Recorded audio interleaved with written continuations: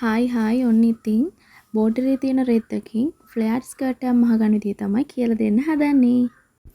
ඉතින් බෝඩරේ තියෙන රෙද්දෙන් අපිට ෆ්ලෑට් ස්කර්ට් එක මහන්න වෙන්නේ කෑලි සායක් විදිහට. මම අද කියලා දෙන්නේ කෑලි 8 සායක් මහගන්නේ කොහොමද කියලා. ඉතින් ඒකට අපිට මෙන්න මේ මෙෂර්මන්ට්ස් ටික තමයි ඕන වෙන්නේ. මුලින්ම රෙද්ද දෙකට නවා ගන්නවා. ඒ කියන්නේ ඔයාගේ රෙද්දේ දෙපැත්තෙම බෝඩරේ තියෙනවා නම් දෙකට නවා ගන්න. එහෙම නැත්නම් මුලින්ම බ්ලොක් එකක් හදාගෙන ඉවර වෙලා ඊට පස්සේ රෙද්ද ඇදලා කපා ගන්න. අපි මෙහෙම දෙකට නවා ගත්ත එක ඊට පස්සේ සිග්සැග් විදිහට නවා ගන්නවා කෑලි 4ක් හිටින්න. අපි කෑලි 8 සාය මහන්නේ. අපි මේක දෙකට නවා ගත්තානේ. ඒක නිසා එක පැත්තකට කෑලි 4ක් හිටින්න සිග්සැග් විදිහට තමයි නවා ගන්නෙ. රෙද්ද අරන් දෙකට නවලා ඊට පස්සේ සිග්සැග් විදිහට එක උඩ එක හිටින්න නවා ගන්නවා. අපි දෙකට නවලා තියෙන හින්දා කෑලි 4ක් නැවුවාම ඇති. ඊපස්සේ මේ දිග මේ පැත්ත පළල. අපි කෑලි 8 සහය මහන්න ඉන වට 8න් බෙදලා අරගන්නවා. ඉන වට 8න් බෙදුවාම 3යි. පළල පැත්තේ හරි මැද මාක් කරගෙන මෙන්න මේ විදිහට නවාගෙන මාක් කරන්න පුළුවන්. ඊට පස්සේ අර ඉන වට 8න් බෙදලා ආපු අගය එතන ඉඳන් මාක් කරනවා. මගේ ඉනවට 8න් බෙදලා ආවේ 3යි. ඉතින් 3ක් මෙන්න මේ විදිහට මේ පැත්තට මාක් කරනවා.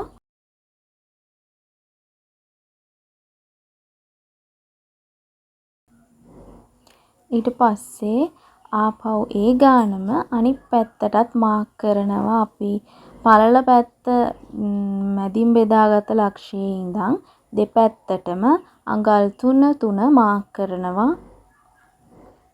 අඟල් 3ක් ආව ඉන වට 8න් බෙදලා ඊට පස්සේ ඔයාගේ සායේ උස අරගෙන අපි මාක් කරපු අඟල් 3 සීමාවේ ඉඳන් උස අවසාන සීමාවට වෙනකන් මාක් කරගන්නවා. අපි මැහුම් වාසි විදිහට අඟල් භාගයක් තියාගන්නවා.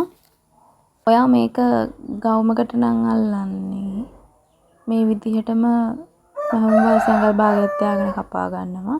නැත්නම් සායක් විදිහට ෂිපර් එකක් අල්ලනවා නම් කෑලි දෙකක විතරක් අඟල් 2ක් පල්ලට ෂිපර් එකේ උස මාක් කරගන්න ඕන. මෙන්න මේ විදිහට තමයි කෑලි සාය කපා ගන්න. ඒක හරි ලේසි.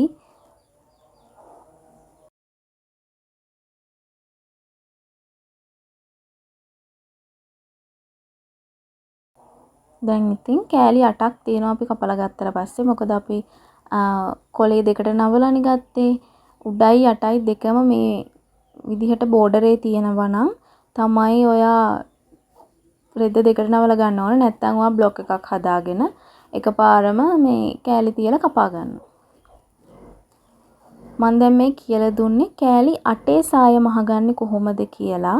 කෑලි 8 සාය මහනවා නම් තමයි මේ විදිහට ඉනවට 8න් බෙදන්නේ. ඒ කියන්නේ ඉනවට මගේ 24යි. ඉනවට 24 8න් බෙදුවාම තමයි මට මෙතන පළල ගන්න 3ක් ආවේ. ඔයාට කෑලි 6 සාය මහන්න ඕන නම් ඉනවට 6න් බෙදන්න ඕන. කෑලි 12 සාය මහනවා නම් ඉනවට 12න් බෙදන්න ඕන. ඒ නාගයත් මේ විදිහටම හරි මැද ලක්ෂය මාක් කරගෙන දෙපැත්තට දැන් අපි හිතමු ඉනවට ඔයාගේ 6න් බෙදුවාම අඟල් 2මාරයි එන්නේ. එතකොට කෑලි 6 සාය මහන්න ඔයා අර මැද ලක්ෂයේ ඉඳන් දෙපැත්තට අඟල් 2මාර තමයි මාක් කරන්න ඕන. හැබැයි ඔයාලා හොඳට මතක තියාගන්න ඕන කෑලි සාය මහද්දී අපි රෙද්ද නවන්නේ සිග්සැග් විදිහට විතරයි. නිකම්ම නවලා කෑලි සාය මහන්න බෑ.